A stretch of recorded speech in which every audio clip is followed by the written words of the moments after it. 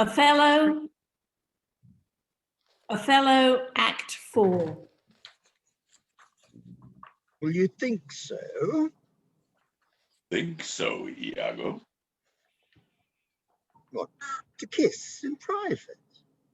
An unauthorized kiss. Or to be naked with a friend in bed an hour or more, not meaning any harm. Naked abed, Iago, and not mean harm? It is hypocrisy against the devil. They that mean virtuously and yet do so, the devil their virtue tempts, and they tempt heaven. So they do nothing. 'Tis a venial slip, but if I give my wife a handkerchief, now that... What then? Why, then 'tis hers, my lord, and being hers, she may, I think, bestow it on any man. She is protectress of her honor too. May she give that? Her honor is an essence that's not seen. They have it very oft that have it not. But for the handkerchief, well... By heaven, I would most gladly have forgot it. Thou saidst, oh, it comes on my memory, as doth the raven of the infected house, boding to all, he had my handkerchief. Aye, what of that? That's not so good now. What if I had, and I had seen him do you wrong? I heard him say his knaves be such abroad, who, having by their own importune suit or voluntary dotage of some mistress convinced or supplied them, cannot choose, but they must blab, you know. Hath he said anything? He hath, my lord, but be you well assured, no more than he'll unswear. What hath he said? Faith, that he did, I know not what he did. What? Lie. With her? With her, what you will. On her, what you will. Lie with her? Lie on her? We say lie on her when they belie her. Lie with her. Zounds, that's fulsome. To confess and be hanged for his labor first, to be hanged and then to confess. I tremble at it. Nature would not invest herself in such foreshadowing passion without some instruction. It is not words that shakes me thus. Pish! Noses, ears, and lips. 'Tis possible. Confess. Handkerchief. Oh, devil! Work on my medicine work. Thus credulous fools are caught, and many worthy and chaste dames, even thus, all guiltless must reproach. What, ho? My lord, I say, Othello? Now, Cassio, What's the matter? my lord has fallen into an epilepsy. This is he had one yesterday. Rub him about the temples. Forbear the lethargy. Must have his quiet. If not, he foams at mouth, and by breaks out to savage madness. Look, he stirs. Do you withdraw yourself a little while? He will cover straight when he's gone. I would on great occasion speak with you. Now, how is it, General? Have you not hurt your head?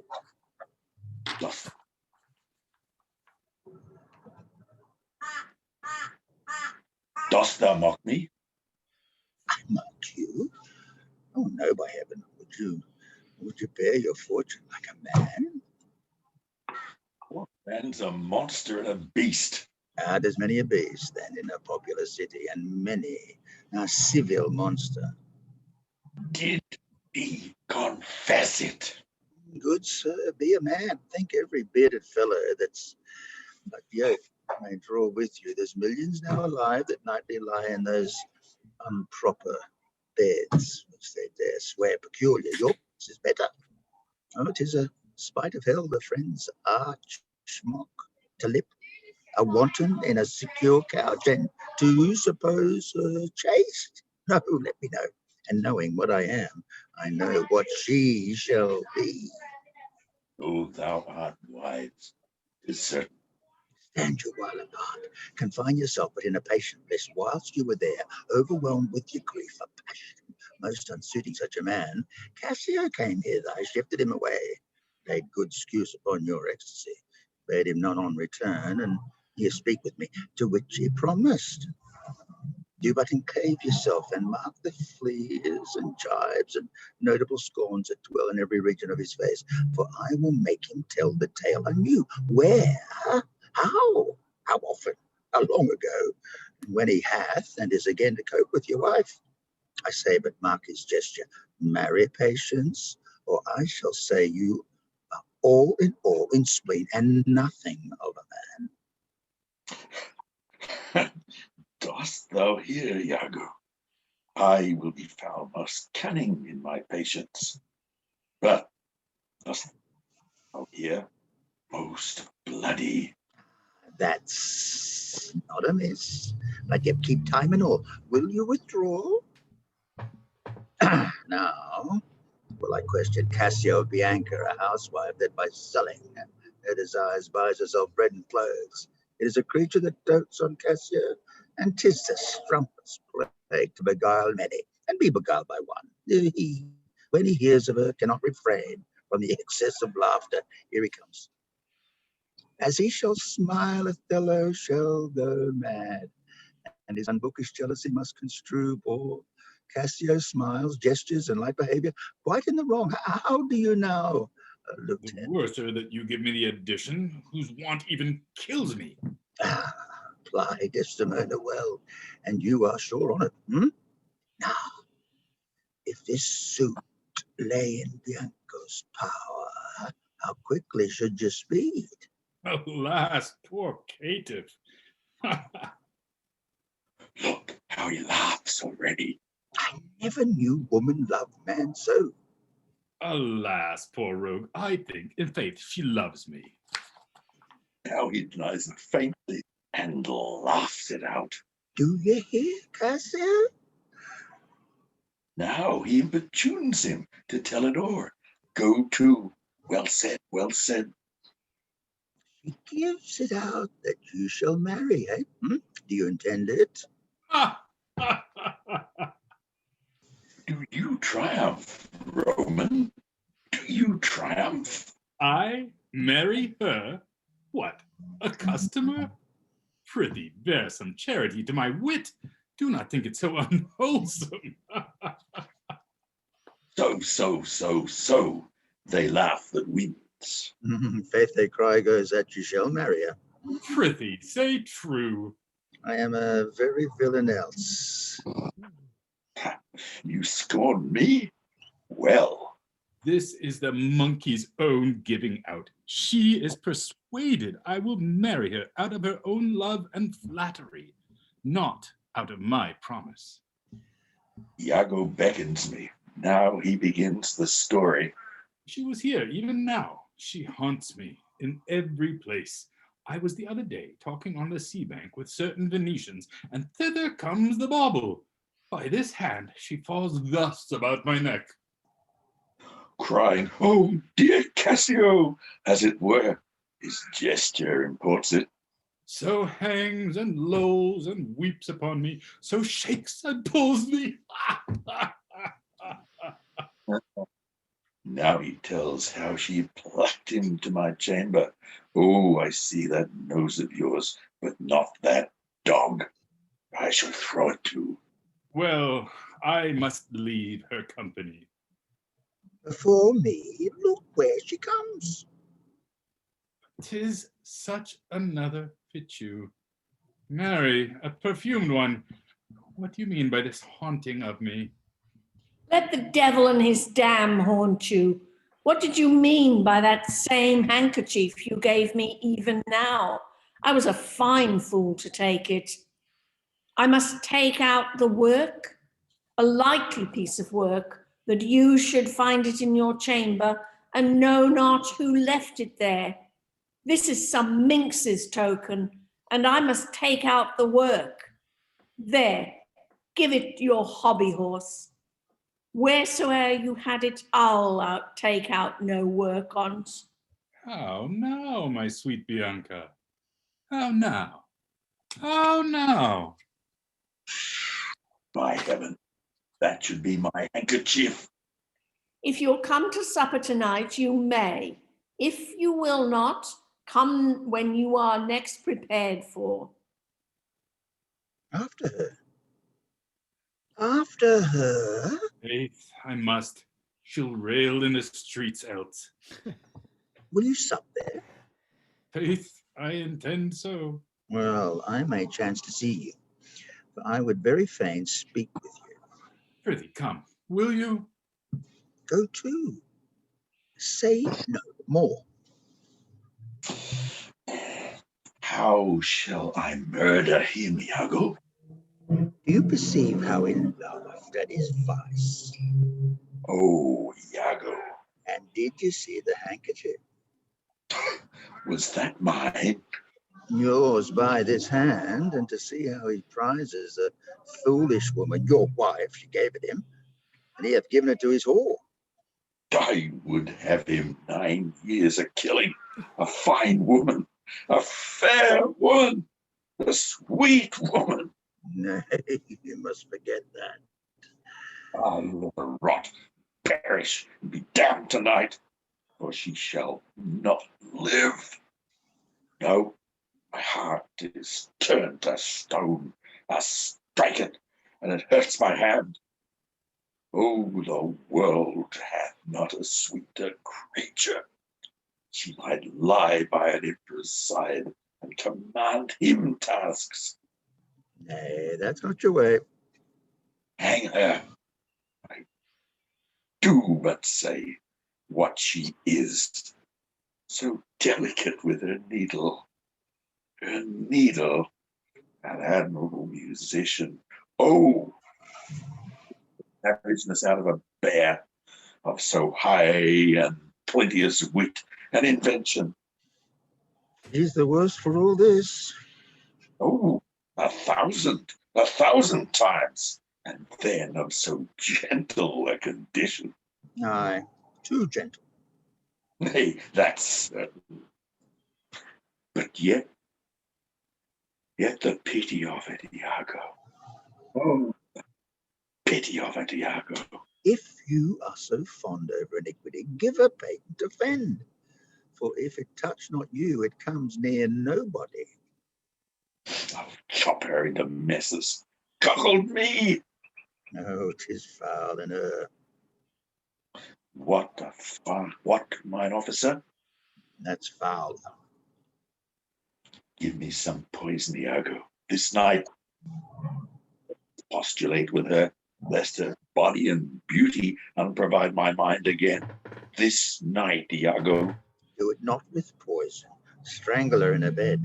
Even the bed she hath contaminated. Good, good. The justice of it pleases. And Very. for Cassio, let me be his undertaker. You shall hear more by midnight. Excellent, good.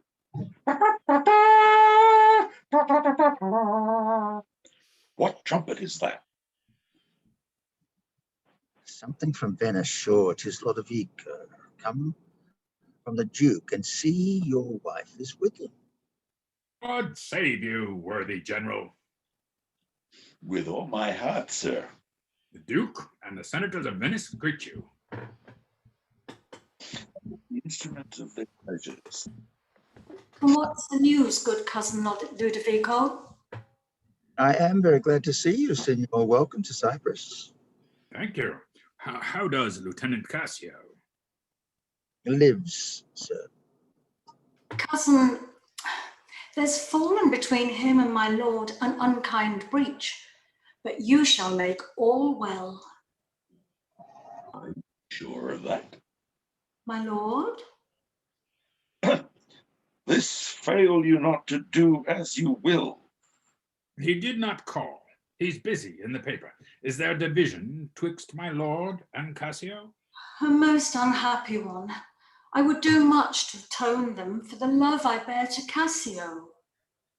Fire and brimstone. My lord, Are you wise?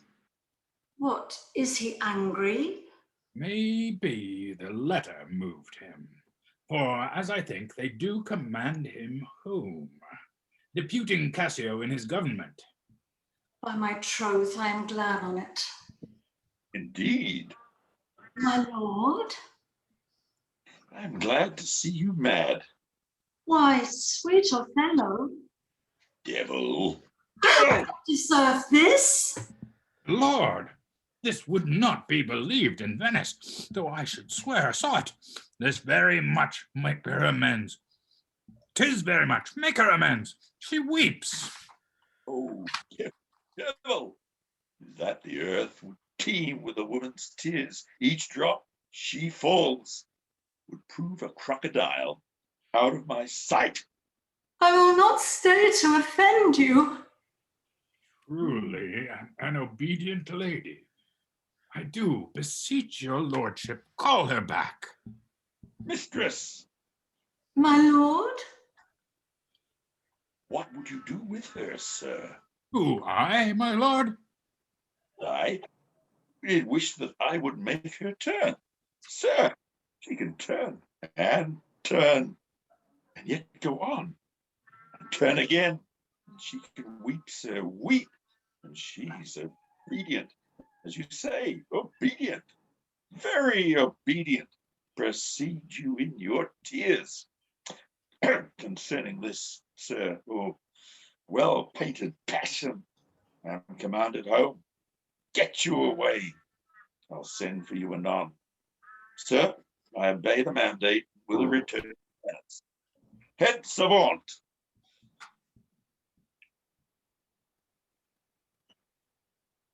Cassio shall have my and sir, tonight I would do that we may sup together. You're welcome, sir, to Cyprus. Is this the noble Moor, whom our full senate call all in all sufficient? Is this the nature whom passion could not shake, whose solid virtue the shot of accident nor dart of chance could neither graze nor pierce? He is much changed. Are his wits safe? Is he not light of brain? Is that he is. I may not breathe my censure what he might be, and what he is not. I would to heaven he were. What? Strike his wife? Faith, that was not so well, yet would I knew that stroke would prove the worst. Is it his use? Or did the letters work upon his blood and new create this fault? Alas, alas, it is not honesty in me to speak what I have seen and known. You shall observe him, and his own courses will denote him so that I may save my speech. Do but go after, and mark how he continues. I am sorry that I am deceived in him.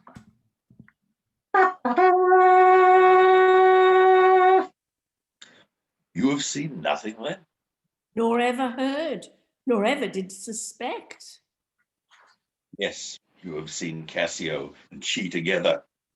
But then I saw no harm, and then I heard each syllable that breath made up between them. What? Did they never whisper, Never, my lord, nor send you out of the way? never. To fetch her fan, her gloves, her mask, nor nothing? Never, my lord. That's strange. I durst, my lord, to wager she is honest, lay down my soul at stake. If you think other, remove your thought. It doth abuse your bosom. If any wretch have put this in your head, let heaven requite it with the serpent's curse. For if she's not be honest, chaste and true, there's no man happy. The purest of their wives is foul as slander. Bid her come hither. Go. She says enough. Yet she's a simple bawd. We cannot this much. Subtle whore, a closet lock and key of villainous secrets, and yet she'll kneel and pray. I've seen her do it. My lord, what is your will? Pray you, chap, come hither. What is your pleasure? Let me see your eyes. Look in my face. What horrible fancy is this? Some of your function, mistress. Leave procreance alone. Shut the door. Cough or cry hem. My body come. Your mystery, nay, dispatch. Upon my knees, what doth your speech report? I understand a fury in your words, but not the words. Why, what art thou? Your wife, my lord, your true and loyal wife? Come, swear it. Damn thyself. This being like one of heaven, the devils themselves should fear to seize thee. Therefore, be double damned. Swear thou art honest. Heaven does truly know it. Heaven knows, but thou art false as hell. To whom, my lord? With whom? How am I false? Ah, Desdemona, away, away, away. Alas, the heavy day. Why do you weep? Am I the motive of these tears, my lord? If haply you, my father, do suspect an instrument of this your calling back, lay not your blame on me. If you have lost him, I have lost him too. Had it pleased heaven to try me with affliction, had they rained all kind of sores and shames upon my bare head, steeped me in poverty to the very lips, given to captivity me and my utmost hopes, I should have found in some place of my soul a drop of patience. But alas, to make me the fixed figure for the time of scorn, to point his slow unmoving finger at, oh, yet could I bear that too? Well, very well. But there, where I have gathered up my heart, where hither I must live or bear no life, the fountain from which my current runs, or else dries up to be discarded thence, or keep it as a system of our toads to not engender in. Turn thy complexion there. Patience, rose the cherubim. Aye, there. Look, grim as hell. I hope my noble lord esteems me honest. Oh, aye, as the summer flies are in the shambles that quicken even with blowing.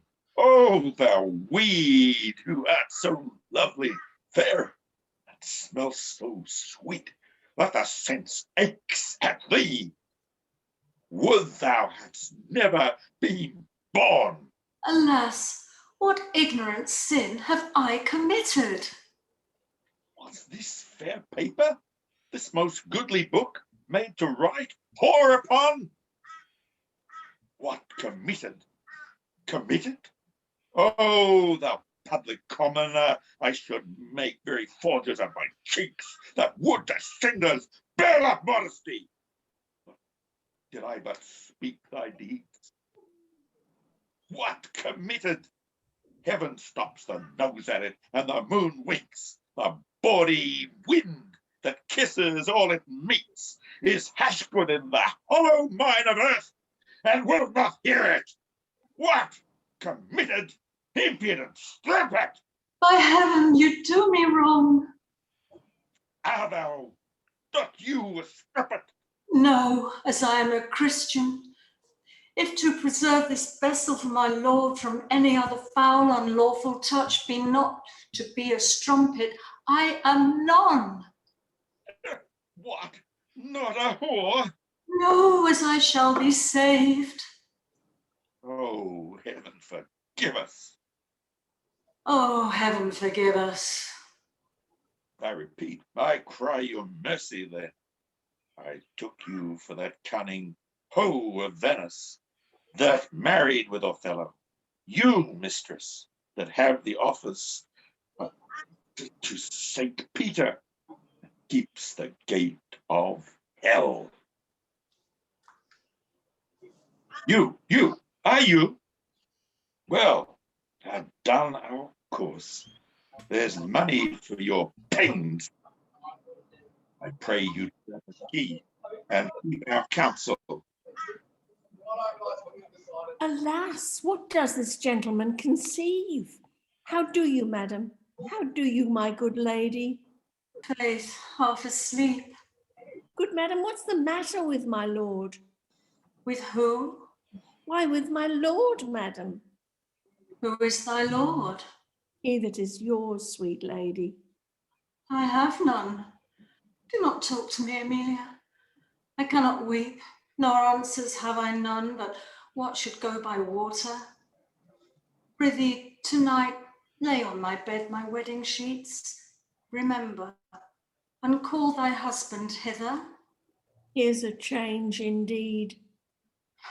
'Tis meet I should be used so, very meet.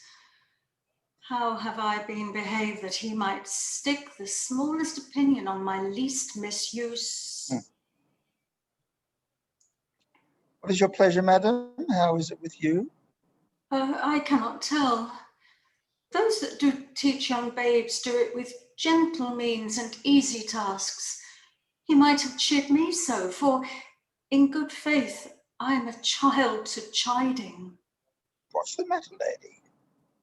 Alas, Iago, my lord, hath so behawed her, thrown such despite and heavy terms upon her, as true hearts cannot bear. Am I that name, Iago? What name, fair lady? Such as she said my lord did say I was. He called her whore. A beggar in his drink could not have laid such terms upon his callet. Why did he so? I do not know. I'm sure I am none such. Do not weep, do not weep. Alas the day. Hath she forsook so many noble matches, her father and her country and her friends, to be called whore? Would it not make one weep? It is my wretched fortune. Beshrew him for it. How comes this trick upon him? Nay, heaven doth know. I will be hanged if some eternal villain, some busy and insinuating rogue, some cozening slave to get some office have not devised this slander. I will be hanged else. Fee, there is no such man. It is impossible. Any such there be, heaven pardon him. A halter pardon him, and hell gnaw his bones. Why should he call her whore? Who keeps her company? What place? What time? What form? What likelihood? The more's abused by some most villainous knave, some base notorious knave, some scurvy fellow.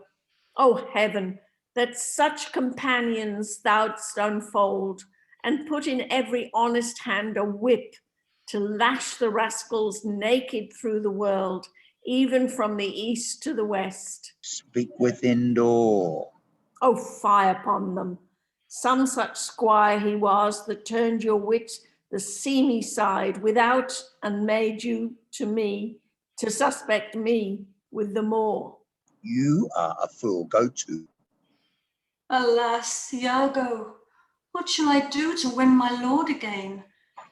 Good friend, go to him, for by this light of heaven I know not how I lost him. Here I kneel. If e'er my will did trespass against his love, either in discourse of thought or actual deed, or that mine eyes, mine ears, or any sense delighted them in any other form, or that I do not yet, and ever did, and ever will, though he do shake me off to beggarly divorcement, love him dearly, comfort forswear me. Unkindness may do much, and his unkindness may defeat my life, but never taint my love. I cannot say whore. It does appall me now I speak the word, to do the act that might the addition earn, not the world's massive vanity could make me. I pray you be content, 'tis but his humour. The business of the state does him offence, and he does chide with If you. 'twere no other. 'Tis but so, I warrant. Hark, how these instruments summons to supper the messengers of Venice stay the meat. Go in, weep not, all things shall be well. How now, Rodrigo? I do not find that thou dealst justly with me. What in the contrary? Every day thou dothst me with some device, Iago, and rather, as it seems to me now, keep'st me from all conveniency thou hast supplied me with the least advantage of hope. I will indeed no longer endure it, nor am I yet persuaded to put up in peace what I have already foolishly suffered. Will you hear me, Rodrigo? Faith, I've heard too much, and your words and performances are no kin together. You charge me most unjustly. With naught but truth, I have wasted myself out of my means. The jewels you have had from me to deliver to Desdemona would half have corrupted a votaress. You have told me she hath received them, and returned me expectations and comforts of sudden respect and acquaintance. But I find none. Well, go to, very well. Very well, go to. I cannot go to, man, nor is it very well. By this hand, I say, 'tis very scurvy, and I begin to find myself flopped in it. Very well. I tell you, 'tis not very well. I will make myself known to Desdemona. If she will return my jewels, I will give over my suit and repent my unlawful solicitation. If not, assure yourself I will seek satisfaction of you. You have said now. Aye, and nothing but what I protest intendment of doing. Why now I see this metal in thee, and even from this instant to build on thee a better opinion than ever before. Give me thy hand, Rodrigo. Thou hast taken against me a most just exception, but yet I protest I have dealt most directly in thy affair. It hath not appeared. Grant indeed it hath not appeared, and your suspicion is not without wit and judgment. But Rodrigo, if thou hast that in thee indeed, which I have greater reason to believe now than ever, I mean purpose, courage, and valour, this might show it. If thou the next night following enjoy not Desdemona, take me from this world with treachery, and devise engines for my life. Well, what is it? Is it within reason and compass? Sir, there is special commission come from Venice to dispute Cassio in Othello's place. Is that true? Why, then Othello and Desdemona return again to Venice. Oh no, he goes into Mauritania, takes away with him the fair Desdemona, unless his abode be lingered here by some accident, wherein none can be so determinate as the removing of Cassio. How do you mean, removing him? Why, by making him incapable of Othello's place, knocking out his brains. And that you would have me to do? Aye, if you dare do yourself a profit and a right, he sups tonight with harlotry, and thither will I go to him. He knows not yet of his horrible fortune.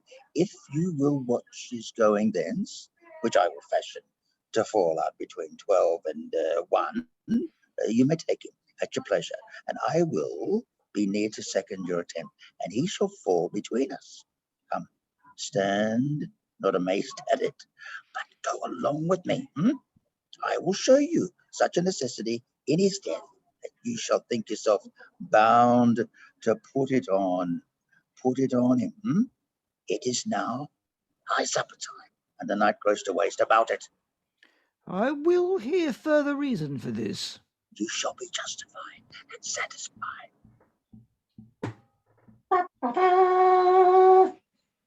I do beseech you, sir, trouble yourself no further. Oh, pardon me. 'Twill do me more good to walk. Madam, good night. I humbly thank your ladyship.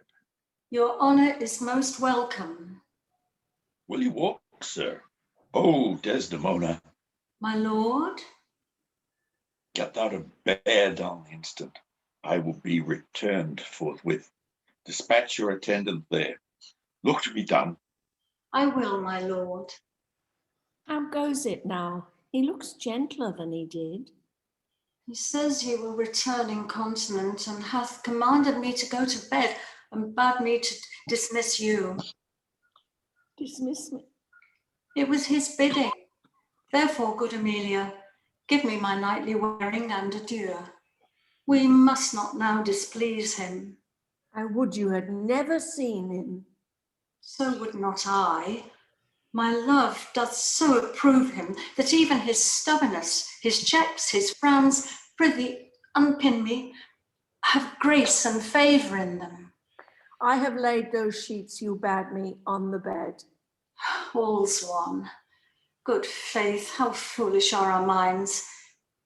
If I do die before thee, prithee, shroud me in one of those same sheets. Come, come, you talk. My mother had a maid called Barbary. She was in love, and he she loved proved mad and did forsake her.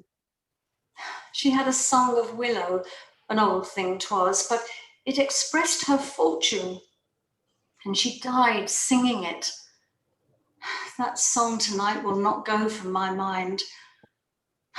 I have much to do but to go hang my head all at one side and sing it like poor Barbary. Prithee, dispatch. Shall I go fetch your nightgown? No, unpin me here. This Ludovico is a proper man.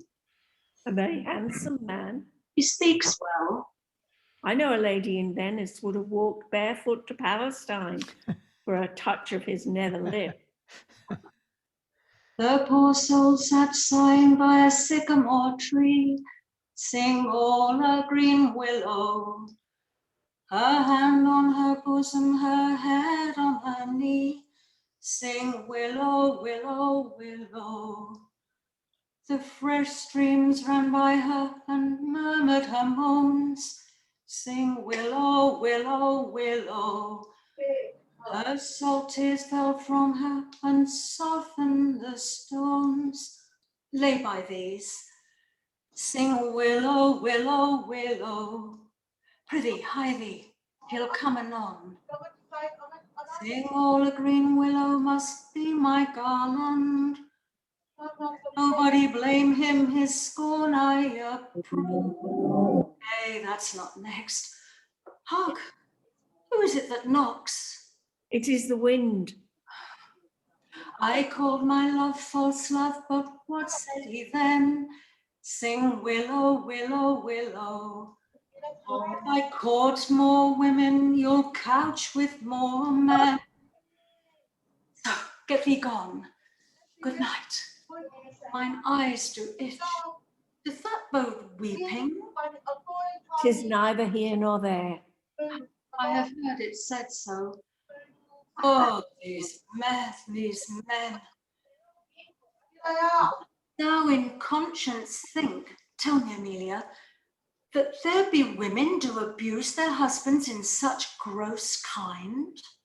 There be some such, no question. Wouldst thou do such a deed for all the world? Why, would not you? No, by this heavenly light. Nor I neither, by this heavenly light. I might do it as well in the dark. Wouldst thou do such a deed for all the world? The world's a huge thing. It is a great price for a small vice. In troth, I think thou wouldst not. In troth, I think I should, and undo't when I had it done. Marry, I would not do such a thing for a joint ring, nor for measures of lawn, nor for gowns, petticoats, nor caps, nor any petty exhibition. But for the whole world, odds pity, who would not make her husband a cuckold to make him a monarch? I should venture purgatory for it. Shrew me if I would do such a wrong for the whole world. Why, the wrong is but a wrong in the world. And having the world for your labour, 'tis a wrong in your own world, and you might quickly make it right. I do not think there is any such woman. Yes, a dozen, and as many to the advantage as would store the world they played for. But I do think it is their husbands' faults if wives do fall. Say that they slack their duties and pour our treasures into foreign laps, or else break out in peevish jealousies, throwing restraint upon us. Or say they strike us, or scant our former, having in despite. Why, we have galls, and though we have some grace, yet have we some revenge. Let husbands know their wives have sense like them. They see and smell and have their palates for both sweet and sour, as husbands have. What is it that they do when they change us for others? Is it sport? I think it is. And doth affection breed it? I think it doth. Is our frailty that thus errs? It is so too. And have not we affections, desires for sport, and frailty as men have? Then let them use us well, else let them know the ills we do, their ills instruct us so. Good night, good night.